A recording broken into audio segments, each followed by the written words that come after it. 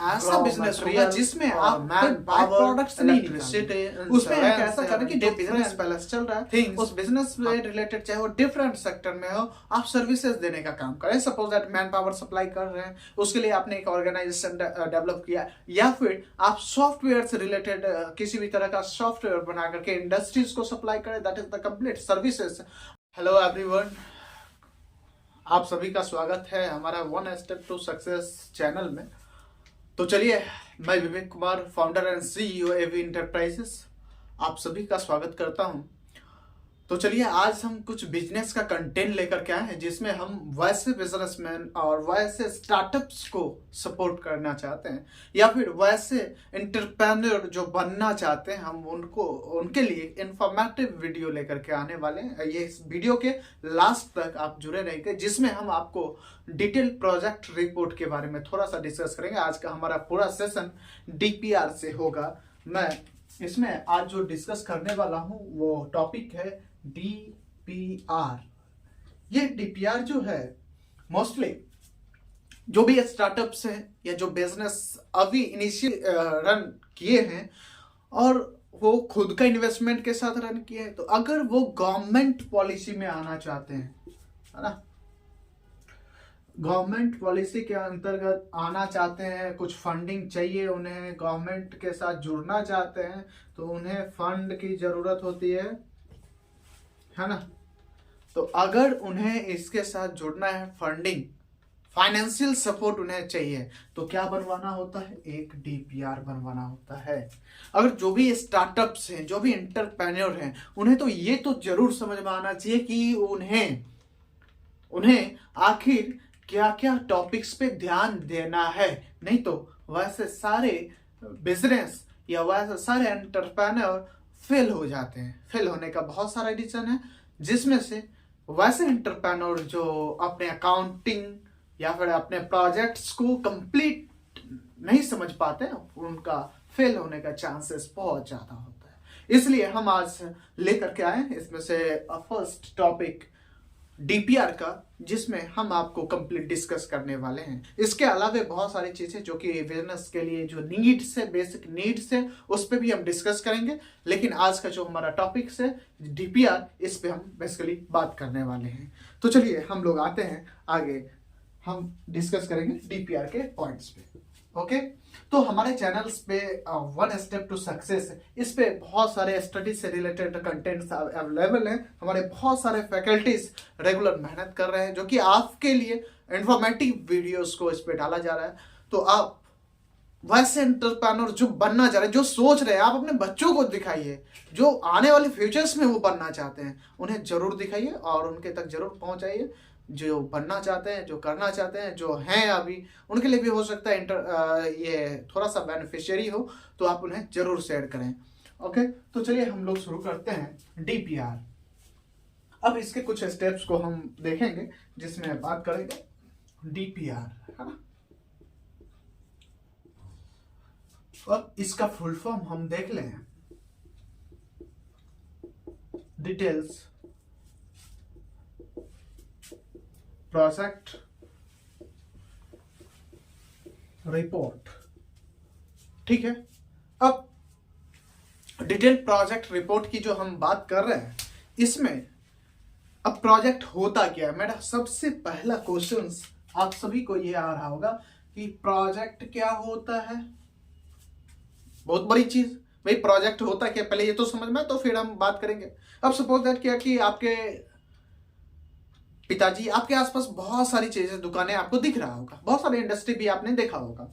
तो उसमें आप एक चीज गौर कर रहे हो कि जो भी इंडस्ट्रीज हैं, जो भी दुकानें हैं, उसे अगर देखा जाए तो उसे स्टार्टअप करने से पहले उसे इमेजिन करना कि हमें इसमें कितना इन्वेस्टमेंट आना है, उसमें कितने मैन पावर का एंगेजमेंट होगा, उसमें कितने टाइम लगेंगे, कंज्यूम होंगे, उसमें क्या क्या सोर्सेस होंगे, ये सारे कब एनालिसिस करते हैं और कहाँ एनालिसिस करते हैं? तो ये डीपीआर सेशन में एनालिसिस की जाती है, जिसके अंदर, और ये कंप्लीट स्टडी हमारा क्या कहलाता है? डीपीआर कहलाता है, जिसे हम डिटेल्स प्रोजेक्ट रिपोर्ट कहते हैं। ओके, अब प्रोजेक्ट इट मींस कि जो आप करने जा रहे हैं, जो आप करेंगे, उसे हम क्या बोल रहे हैं यहाँ पे प्रोजेक्ट, क्योंकि उसे एक मॉडल के तौर पे अभी हम क्या कर रहे हैं, उसे केवल थिंकिंग कर रहे हैं, सोच रहे हैं, लेकिन हम उस पर एक्ट कब करेंगे, जब हमारा कंप्लीट प्लानिंग होगा, जो कि एक डीपीआर के अंडर आता है कि कंप्लीट हमारा प्लानिंग्स क्या होगा, उसके अंदर हमें क्या क्या चीजों को ध्यान रखना है। तो आज हम बात करेंगे माइक्रो इंडस्ट्रीज के बारे में, जो कि प्रोजेक्ट डिटेल प्रोजेक्ट रिपोर्ट में कोई बहुत बड़ी चीज पे हम डिस्कस नहीं करेंगे। नेक्स्ट एक और हमारा डीपीआर का वीडियो हम क्लासेस लेंगे, जिसमें हम आपको वैसे प्रोजेक्ट्स जिसका कॉस्ट बहुत ज्यादा हो, है ना। तो आज हम बेसिकली जो बात करने वाले हैं स्टेट गवर्नमेंट के पॉलिसी के अकॉर्डिंग, जो जिसमें 10 लाख अमाउंट मिलते हैं स्टार्टअप करने के लिए, चाहे वो हम बात करते हैं, मेंशन भी कर रहे हैं।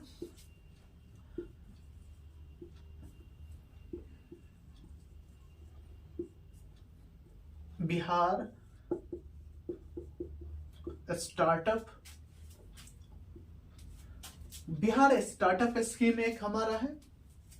सेकेंड हम बात करेंगे CM SC ST EBC,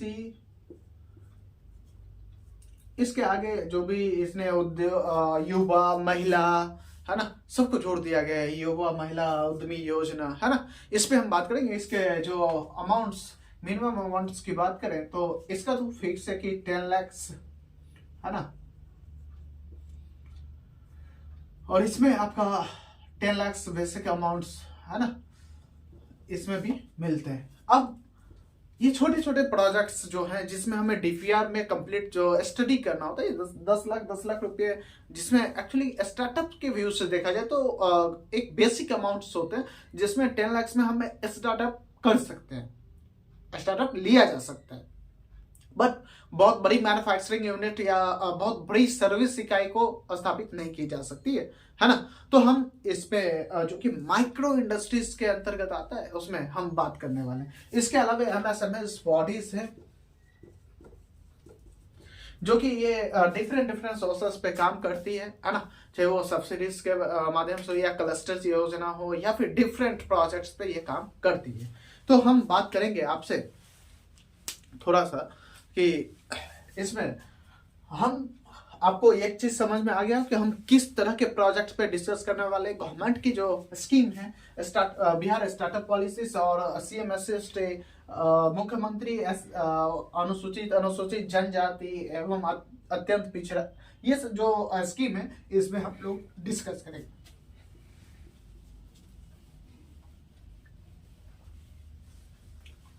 तो चलिए, अब इसके कुछ स्टेप्स हैं जिसपे हमें ध्यान देनी चाहिए कोई भी स्टार्टअप्स। अब हम बात करेंगे थोड़ा सा कि इसमें डीपीआर जो हम बनाएंगे वो अकॉर्डिंग टू बिजनेस बेसिस पे बनाते हैं। बिजनेस के बेसिस क्या होंगे, ये दो तरीके का होगा। फर्स्ट हम बात करें तो चलिए, बिजनेस के इसके दो चीजों पे हम ध्यान रखेंगे। एक तो आपका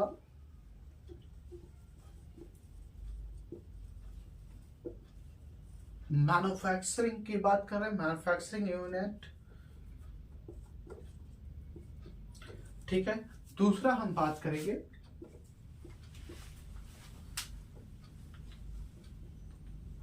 सर्विस यूनिट। अब ये मैन्युफैक्चरिंग यूनिट क्या होता है, सर्विस यूनिट क्या होता है, अब इसमें थोड़ा सा हम आपसे डिस्कस करेंगे। फर्स्टली, बिजनेस दो तरीके से स्टार्टअप कर सकते हैं। एक वैसा बिजनेस होगा जिसमें आप कंप्लीट रॉ मटेरियल से आप बाय प्रोडक्ट्स निकालेंगे, जो बाय प्रोडक्ट्स फिनिश गुड्स होंगे और आप उसे मार्केट में सेल करेंगे। क्लियर। अब एक ऐसा बिजनेस होगा जिसमें आप कोई बाय प्रोडक्ट्स नहीं निकाल रहे हैं, उसमें एक ऐसा करें कि जो बिजनेस पहले से चल रहा है उस बिजनेस से रिलेटेड, चाहे वो डिफरेंट सेक्टर में हो, आप सर्विसेज देने का काम करें। Suppose that man power supply कर रहे हैं, उसके लिए आपने एक ऑर्गेनाइजेशन डेवलप किया, या फिर आप सॉफ्टवेयर से रिलेटेड किसी भी तरह का सॉफ्टवेयर बना करके इंडस्ट्रीज को सप्लाई करें, that is the complete services. And फिर हम बात करें डिफरेंट सेक्टर्स में, या फिर आप ट्रांसपोर्ट का सर्विस प्रोवाइड कर रहे हैं, that is the service sector, है ना। आपके पास गाड़ी हो गया, आप 5-10 ट्रक ले लिया और आप वो क्या करें, सर्विस प्रोवाइड करें डिफरेंट इंडस्ट्रीज को, वो सर्विस के कैटेगरी में आता है। अब हम बात करें एक छोटा सा उदाहरण के तौर पे ले लेते हैं, जैसे क्या कि आप एक बेकरी उत्पादन, जो कि आप पाव रोटी या फिर रस्क बिस्किट छोटे उद्योग बनाना चाह रहे हैं, ये जो बना रहे हैं, तो इसमें क्या हो रहा है, मैन पावर इंगेज हो रहा है, और इसके अलावे आप जो रॉ मटेरियल है उस रॉ मटेरियल से रॉ मटेरियल को किस में कन्वर्ट करें, फिनिश गुड्स में कन्वर्ट कर रहे हैं, और अपना खुद का ब्रांड लगा रहे हैं, चाहे वो आप लोकल अपने स्टेट लेवल में बिजनेस कर रहे हो, अपने डिस्ट्रिक्ट लेवल में बिजनेस कर रहे हो, चाहे वो किसी भी लेवल में बिजनेस, लेकिन आप क्या कर रहे हैं वहां पे उसे मैन्युफैक्चरिंग करके और उससे बाय प्रोडक्ट्स फिनिश गुड्स बना रहे हैं और फिर उसे सेल कर रहे हैं। That is the complete manufacturing unit. वो किस में आएगा, मैन्युफैक्चरिंग यूनिट में आएगा। ओके, तो आई थिंक आपको क्लियर हो गया मैन्युफैक्चरिंग और सर्विसेज यूनिट क्या होते हैं। तो दोनों के लिए एक्चुअली डीपीआर नीड्स होता है। अगर आप इसमें आने वाले फ्यूचर्स में अगर आप सोच रहे हैं कि हम बिजनेस में आए तो आपको ये बनाना होगा। अब जब आप ये बनाते हैं तो इसमें आपको कंप्लीट 2-3 चीजें समझ में आती है कि आपके प्रोजेक्ट्स में क्या चीज होना चाहिए, क्या नहीं होना चाहिए। इसमें बहुत सारी चीजें आपको डीपली से समझने को मिलेगा, जो कि मेरा नेक्स्ट क्लास भी हो गया, जिसमें हम आपको बताने वाले हैं रिस्क मैनेजमेंट क्या होता है, इंडस्ट्री फाइनेंशियल मैनेजमेंट क्या होता है, इंपोर्टेंस ऑफ फाइनेंशियल मैनेजमेंट। इसके अलावे why we need accounting, accounting के नीड क्या है, हम सभी को डिफरेंट टॉपिक्स हम बिजनेस से रिलेटेड लेकर के आने वाले हैं। तो चलिए हम इससे अब आगे की ओर बढ़ते हैं। इसमें जो अब आपको 2 चीजें समझ में आ गई, क्योंकि हम मैन्युफैक्चरिंग के कैटेगरी में आ गए या फिर सर्विसेज के कैटेगरी में। देखिए सबसे पहले एकदम क्लियर सी बात है कि अगर आपको बिजनेस करनी है तो सबसे पहले क्या करना होगा, सोचना होगा। सोचने के अलावा फिर आपको 2 चीज मैं आपको बता दूं कि इसमें रिस्क की जो पॉइंट्स आती है, बहुत ज्यादा रिस्क है। और रिस्क मैं आपको ऐसा नहीं कि मैं डरा रहा हूं। अब देखिए एक चीज होता है कि अगर आप बिजनेस में आ रहे हैं ना, तो आपके अंदर कैपेबिलिटी और टेंडेंसी होना चाहिए छोटे छोटे रिस्क को लेना, है ना। सपोज आप घर में बैठे हुए हो और यार आ जाएगा पैसा, आ जाएगा यार, कुछ करना नहीं है ना, हम अपना पैसा तो बैंक में रख दिए, बैंक वाले तो हमको इंटरेस्ट दे रहे हैं, अब इससे ज्यादा नहीं चाहिए, ऐसा हम करें। देखिए बैंक में पैसा रखेंगे उससे इंटरेस्ट से आप बहुत बड़ा कुछ करने नहीं जा रहे हैं। उसमें जो इंटरेस्ट रेट होगा वो फिक्स इंटरेस्ट रेट पे मिलता है, वो भी ये श्योरिटी नहीं है कि वो अगले ईयर्स मैक्सिमम हो जाएगा, मल्टीप्लाई हो जाएगा, ये कोई जरूरी नहीं है ना। लेकिन एक बिजनेस से अगर आप सक्सेस कर जाते हैं, जो आपका फुल प्लानिंग के साथ, आप कंप्लीट नॉलेज के साथ शुरू करते हैं, तो ये जरूर श्योरिटी रहती है कि अगर आप सक्सेस कर जाएंगे तो आने वाला जो फ्यूचर होगा वो सिक्योर हो जाएगा। तो इसके लिए मैं बता दूं कि आप अगर सोचने जा रहे हैं भी कि हमें बिजनेस करनी है, तो आप पूरी प्लानिंग के साथ उस पर आइए और छोटे छोटे इनिशियल स्टेज में डे 1 से उस पर लग जाइए काम करने के लिए, और उसे कंप्लीट स्टडी करने के बाद एक स्टेप लीजिए, और तब जाकर के आपको लगेगा कि हाँ, जब आप कंप्लीट स्टडी करेंगे तो आपको इसमें समझ में आए कि हाँ, रिस्क मैनेजमेंट भी एक चीज होती है, टाइम मैनेजमेंट भी इसमें चाहिए, इसमें रिस्क मैनेजमेंट भी पढ़नी है, अकाउंटिंग मैनेजमेंट भी पढ़नी है, प्रोजेक्ट्स मैनेजमेंट भी पढ़नी है, different topics, lot of topics है ना, हम लेकर के आने वाले हैं। तो चलिए हम लोग अब इसमें आगे पॉइंट्स पे बात करेंगे, आखिर डीपीआर के कुछ सेशंस जिसमें पॉइंट ऑफ व्यू में हम बात करेंगे, आखिर डीपीआर के कुछ जो पहलू हैं वो किस तरीके के रहने वाले हैं। ओके, तो चलिए हम बात करते हैं अब इसके फर्स्ट जो अमाउंट्स के बेसिस पे देखें, तो आप कोई भी कंपनी को आप देख रहे होंगे, तो आप छोटा सा एक ढाबे या रेस्टोरेंट का हम एग्जाम्पल ले लेते हैं। आप एक रेस्टोरेंट में देख रहे होंगे कि जो एक कहीं पे हमें रेस्टोरेंट खोलनी है, तो मैंने बोला रामू भाई एक काम कर, तो मुझे रेस्टोरेंट खोलनी है, मैंने उसको बुलाया कि मुझे एक रेस्टोरेंट खोलनी, तुम एक काम कर, जो एक मैन लिया जो कि कंप्लीट वो क्या करेगा, मुझे वो रेस्टोरेंट में जो भी वेराइटीज चाहिए, जो भी खाने का डिफरेंट वेराइटीज है, वो बनाने वाला कारीगर होगा, और एक आदमी ऐसा लिया जो काउंटर को सेल करेगा, है ना, काउंटर पे रह करके उसकी अकाउंटिंग को संभालेगा, मैनेजमेंट को देखेगा, हर एक चीज वो करने वाला है, जो कि कस्टमर से भी डील करेगा। जरा लिया, वो लेकर के आ गया कि हाँ भाई साहब, अब तो मैंने लेकर के आ गया, अब आ जाने से क्या आपको लग रहा है, और हमने प्लान कर लिया कि हाँ हम ये बना करके देंगे, उससे क्या हो सकता है क्या। अब इस पे आप 2 चीज जरूर देख रहे होंगे कि उसके आ जाने से केवल कंप्लीट होगा नहीं, तो अब क्या चाहिए, अब हमें एक ऐसा कुछ एसेट्स, मशीन भी चाहिए, है ना। अब मशीन चाहिए, अब इसके अलावे कस्टमर को बैठने के लिए हमें इंफ्रास्ट्रक्चर डेवलप करना होगा, एक कंप्लीट घर को बनानी होगी, या ढाबा बना रहे हो तो उसके सेट्स को बनाना होगा, पार्किंग लॉट बनानी होगी, इसके अलावा लॉट ऑफ थिंग्स आपको क्रिएट करनी ही करनी होगी। म्यूजिक सिस्टम डालना होगा, रेस्ट पॉइंट डालनी होगी, है ना। ये सारे पॉइंट्स को आपको डेवलप करना होगा। अब रामू बोल रहा है कि भैया अब तो ले आया कारीगर, अब शुरू कर ले। भाई कैसे शुरू हो जाएगा? शुरू हो सकता है क्या? नहीं हो सकता है ना। तो उसके लिए आपको क्या करना होगा फिर? तो अब राम के कहने से क्या हो सकता है? क्या लॉट्स ऑफ नीड्स होते हैं कि हमें वो चाहिए ही चाहिए, तभी हम मैन्युफैक्चरिंग यूनिट को वहां पे शुरू कर सकते हैं। अब देखिए यहाँ पे दो चीजें आ जाते हैं। आप बोलेंगे सर होटल ढाबा जो है वो तो सर्विस प्रोवाइडर है, बट मैं आपको बता दूं उसके इंक्लूडिंग जो वहाँ पे स्नैक्स बन रहे हैं या फिर जो फूड्स तैयार किए जा रहे हैं, वो फूड्स को तैयार करने के लिए उसके के लिए क्या चाहिए? उसे मशीनरीज चाहिए, इक्विपमेंट चाहिए होगा या नहीं होगा? श्योर होगा कि उसे चाहिए ही चाहिए। अब यहाँ पे दो चीज गौर करने वाली है कि जो वैसा एसेट जो कि रिसेंटली अमाउंट को रिकवर नहीं करेगा, सपोज दैट उसके यहाँ पे जो भट्टी लगेंगे, है ना, इसका वेइंग बैलेंस होंगे, क्या ये शाम को बिक जाएगा? क्या नहीं बिकेगा, वो वैसा का वैसा ही रेस्टोरेंट में रहेगा। और इसके अलावा जो भी इक्विपमेंट्स होंगे वो रहेगा उसके शॉप पे, है ना। अब क्या होगा? बिकेगा क्या? उसके बाय प्रोडक्ट्स क्या होंगे?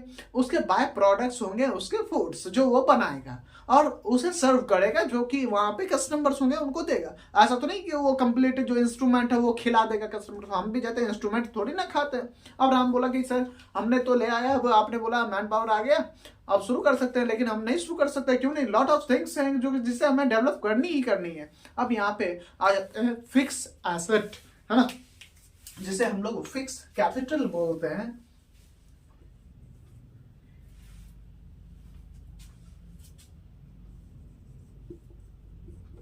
Fix capital. अब सेकंड आ जाता है आपका वर्किंग कैपिटल।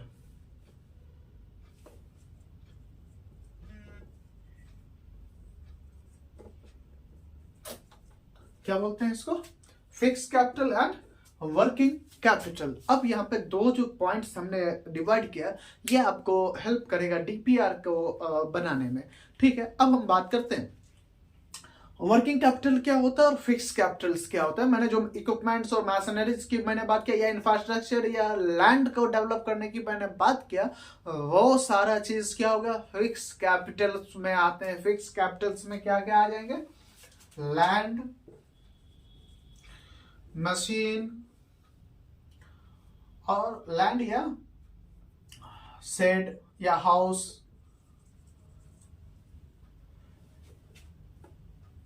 है ना, जो भी डेवलप कर रहे हैं। लैंड हो गया, हाउस हो गया और मशीनरीज हो गया।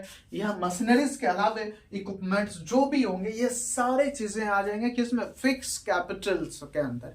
ये वैसा अमाउंट्स होगा जिसे हम आज शाम को या 10 दिन में रिकवर नहीं करेंगे। ये अमाउंट्स धीरे धीरे धीरे धीरे हमारे प्रोजेक्ट्स कॉस्ट को कम करता चला जाएगा।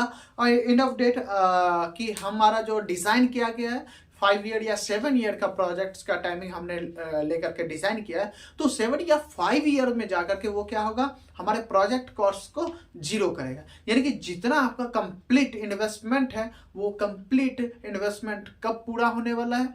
वो जीरो टॉलरेंस पे 7 ईयर या 5 ईयर्स में जाएंगे। वो कंप्लीट प्रोजेक्ट के लाइफ पे डिपेंड करेगा, जो कि आप डिजाइन करने वाले हैं, हम आपको बताएंगे। ठीक है, अब हम बात करते हैं वर्किंग कैपिटल। अब आपके पास मशीन आ गया, लैंड भी हो गया, लैंड डेवलप हो गया, सेट बन गया है कंप्लीट, या हाउसेस कंप्लीट हो गया और मशीन भी आ गया, सारा कुछ अवेलेबल है। अब आपके पास क्या चाहिए स्टार्टअप करने के लिए? तो हमें क्या चाहिए?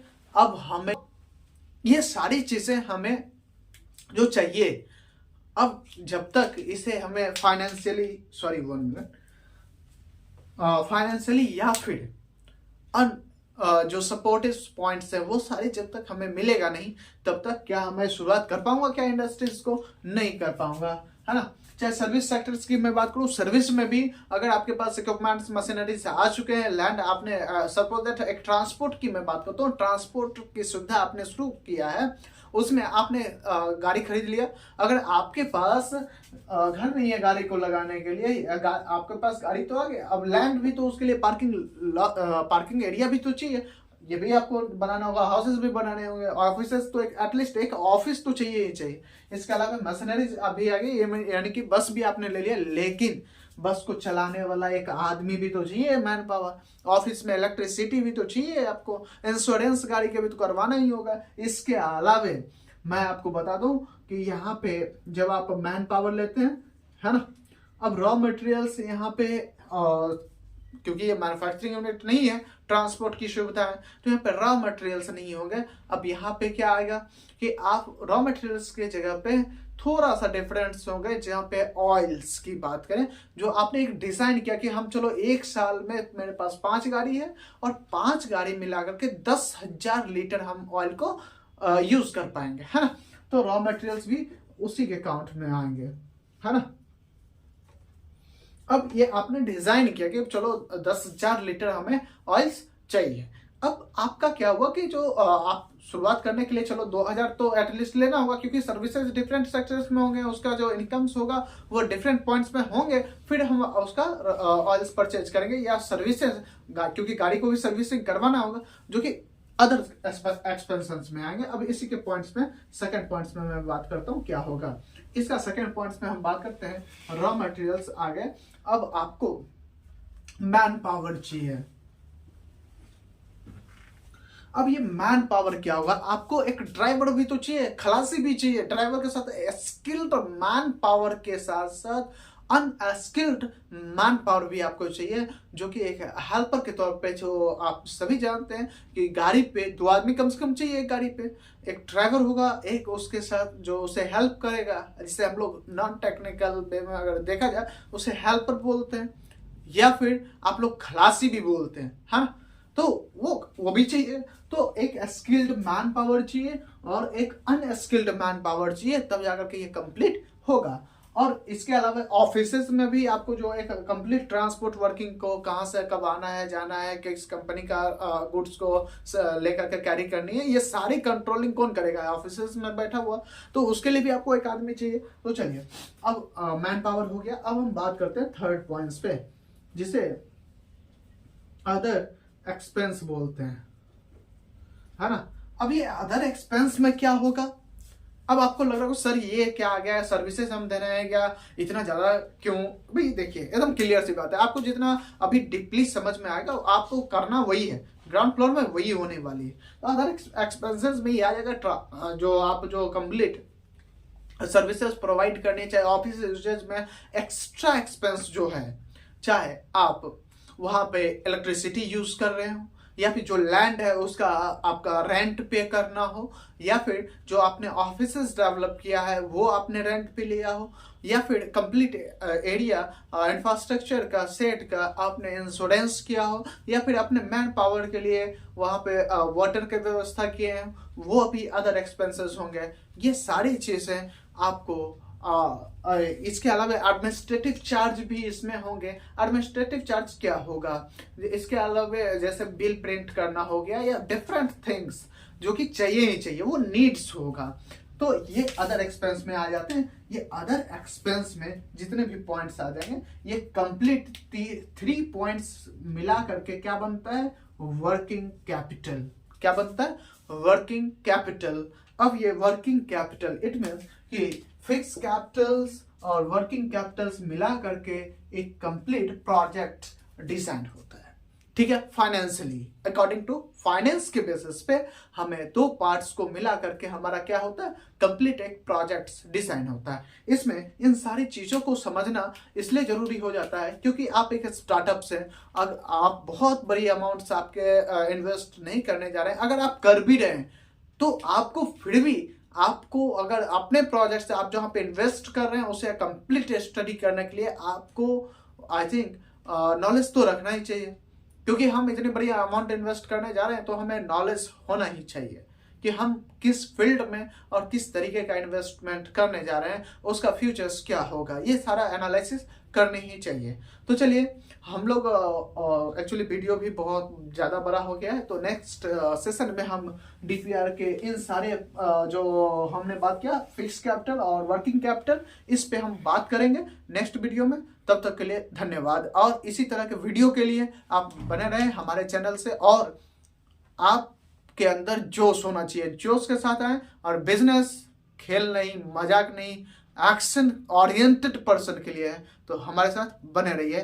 धन्यवाद।